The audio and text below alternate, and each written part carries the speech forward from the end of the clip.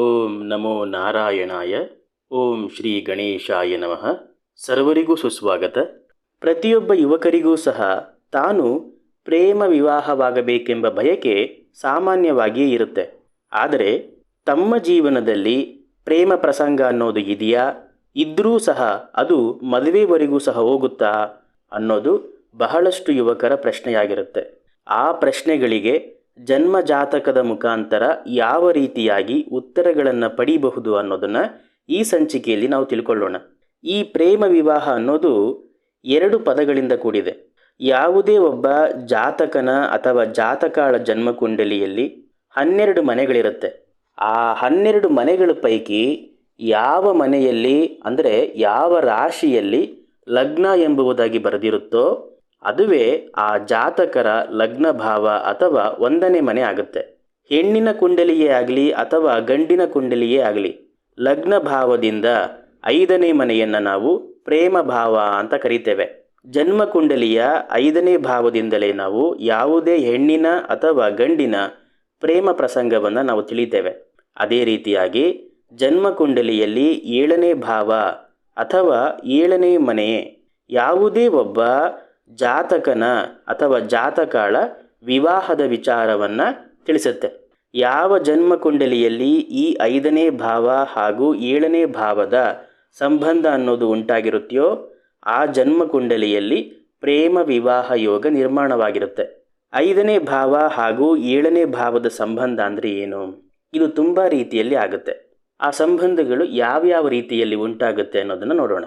ಜನ್ಮ ಕುಂಡಲಿಯಲ್ಲಿ 5ನೇ ಮನೆ ಅಧಿಪತಿ 7ನೇ ಮನೆಯಲ್ಲಿ ತಾನು ಕುಳಿತಾಗ, ಅಥವಾ 7ನೇ ಮನೆಯ ಅಧಿಪತಿ 5ನೇ ಮನೆಯಲ್ಲಿ ಕುಳಿತುಕೊಂಡ್ರೆ, ಅಥವಾ ಪಂಚಮಾಧಿಪತಿ ಹಾಗೂ ಸಪ್ತಮಾಧಿಪತಿ ಪರಸ್ಪರ ಒಂದು ಮತ್ತೊಂದರ ಮನೆಯಲ್ಲಿ ಕುಳಿತುಕೊಂಡ್ರೆ, ಅಥವಾ ಪಂಚಮಾಧಿಪತಿ ಹಾಗೂ ಸಪ್ತಮಾಧಿಪತಿ ಪರಸ್ಪರ ಒಬ್ಬರು ಮತ್ತೊಬ್ಬರನ್ನು ಪೂರ್ಣ ದೃಷ್ಟಿಯಿಂದ ನೋಡಿದಾಗ, ಅಥವಾ ಪಂಚಮಾಧಿಪತಿ ಹಾಗೂ ಸಪ್ತಮಾಧಿಪತಿ ಯಾವುದೇ ಒಂದು ಮನೆಯಲ್ಲಿ ಒಟ್ಟಿಗೆ ಕುಳಿತುಕೊಂಡ್ರೆ, ಅಥವಾ ಪಂಚಮಾಧಿಪತಿ ಹಾಗೂ ಸಪ್ತಮಾಧಿಪತಿ ನಡುವೆ ಜನ್ಮಕುಂಡಲಿಯಲ್ಲಿ ಎಲ್ಲಾದರೂ ಕ್ಷೇತ್ರ ದೃಷ್ಟಿ ಸಂಬಂಧ ಉಂಟಾದರೆ ಆ ಜಾತಕನ ಅಥವಾ ಆ ಜಾತಕಾಳ ಜೀವನದಲ್ಲಿ ಈ ಪ್ರೇಮ ಪ್ರಸಂಗ ಅಂದರೆ ಈ ಪ್ರೀತಿ ವಿಚಾರ ಅನ್ನೋದು ಜರುಗುತ್ತೆ.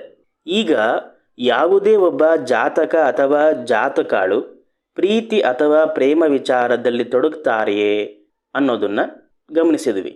ಆದರೆ ಈ ಪ್ರೇಮ ಪ್ರಸಂಗ ಅನ್ನೋದು ಮದುವೆವರೆಗೂ ಮುಂದುವರಿಯುತ್ತಾ ಅಥವಾ ಇಲ್ವಾ ಅನ್ನೋದನ್ನು ಈಗ ನಾವು ತಿಳಿಯೋಣ. ಯಾವುದೇ ಒಬ್ಬ ಜಾತಕನ ಅಥವಾ ಜಾತಕಾಳ ಜನ್ಮಕುಂಡಲಿಯಲ್ಲಿ ಈಗ ನಾವು ಹೇಳಿದ ಯೋಗ ಇದ್ದು ಆ ಯೋಗವು ಶುಭತ್ವದಲ್ಲಿದ್ದರೆ, ಶುಭ ಪ್ರಭಾವದಲ್ಲಿದ್ದರೆ, ಕೇಂದ್ರ ಸ್ಥಾನ ಅಥವಾ ತ್ರಿಕೋಣ ಸ್ಥಾನದಲ್ಲಿದ್ದರೆ, ತಂದೆ ತಾಯಿಯರ ಆಶೀರ್ವಾದದೊಂದಿಗೆ ಅವರ ಪ್ರೇಮ ಪ್ರಸಂಗ ವಿವಾಹದ ಹಂತಕ್ಕೆ ತಲುಪುತ್ತೆ ಹಾಗೂ ವಿವಾಹ ಅನ್ನೋದು ಆಗುತ್ತೆ. ಪಂಚಮಾಧಿಪತಿ ಹಾಗೂ ಸಪ್ತಮಾಧಿಪತಿ ಸಂಬಂಧ ಏನಾದರೂ ಅಶುಭತೆಯಲ್ಲಿದ್ದರೆ, ಅಂದರೆ ಪಂಚಮಾಧಿಪತಿ ಮತ್ತು ಸಪ್ತಮಾಧಿಪತಿ ಸಂಬಂಧ ಜನ್ಮಕುಂಡಲಿಯ 6, 8, 12ನೇ ಭಾವದಲ್ಲಿ ಉಂಟಾದರೆ, ಅಥವಾ ಅದರ ಮೇಲೆ ಅಶುಭ ಪ್ರಭಾವ ಇದ್ದರೆ ಅದು ಪ್ರೇಮ ಪ್ರಸಂಗವಷ್ಟೇ ಆಗಿರುತ್ತೆ.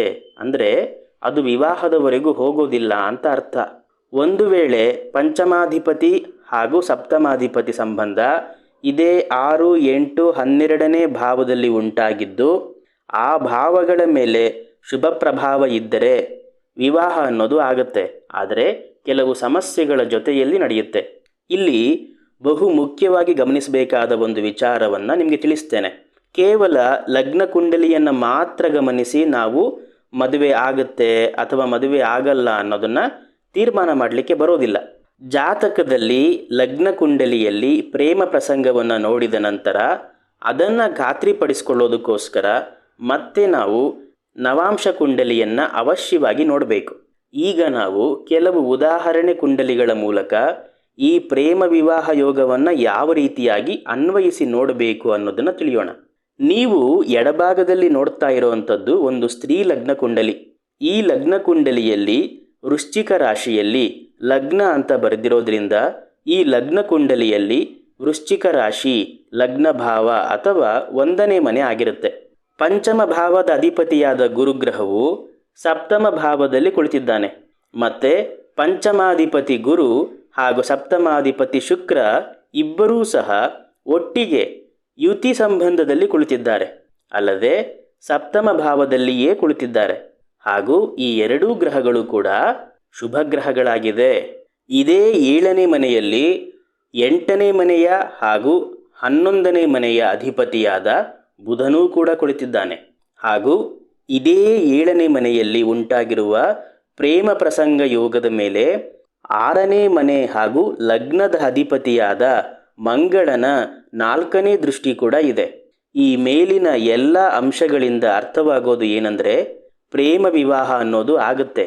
ಆದರೆ ಕೆಲವು ಸಮಸ್ಯೆಗಳ ಜೊತೆ ಈ ಮದುವೆ ನಡೆಯುತ್ತೆ. ಇದಿಷ್ಟು ನಮಗೆ ಲಗ್ನ ಕುಂಡಲಿಯಿಂದ ತಿಳಿಯುತ್ತೆ. ಇದನ್ನು ನಾವು ದೃಢೀಕರಣ ಮಾಡ್ಕೊಳ್ಳೋದಕ್ಕೋಸ್ಕರ ಈ ಜಾತಕಾಳ ನವಾಂಶ ಕುಂಡಲಿಯನ್ನು ಸಹ ನಾವು ಒಮ್ಮೆ ನೋಡಬೇಕು. ನೀವು ನಿಮ್ಮ ಬಲಭಾಗದಲ್ಲಿ ವೀಕ್ಷಣೆ ಮಾಡ್ತಾ ಇರುವಂಥದ್ದು ಇದೇ ಹೆಣ್ಣಿನ ನವಾಂಶ ಕುಂಡಲಿ.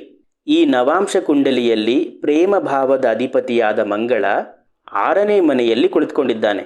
ವಿವಾಹ ಭಾವದ ಅಂದರೆ 7ನೇ ಭಾವದ ಅಧಿಪತಿಯಾದ ಬುಧಗ್ರಹ 9ನೇ ಮನೆಯಲ್ಲಿ ತಾನು ಕುಳಿತುಕೊಂಡಿದ್ದಾನೆ.